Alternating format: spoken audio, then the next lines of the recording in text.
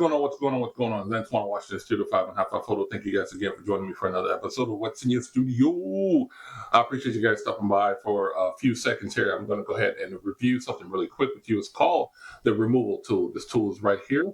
What it does is just when you graze over an area with this thing, it will collect the data, record what it needs to record to remove the stuff that you're wanting to remove. So I'm going to show you the before picture of this one here.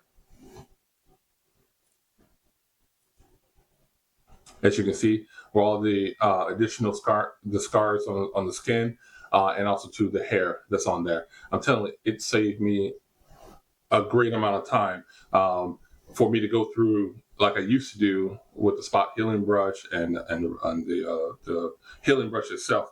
So please do check out a few of my other videos that's out there with highfivephoto.com and also too on my YouTube channel, What's in Your Studio, and also too on my Instagram. You guys can check out some few pieces of work that I have on there as well. Please do. If you guys have something that you want to know some information about, go ahead and send me a message. I'd love to go ahead and review that and make a video about it.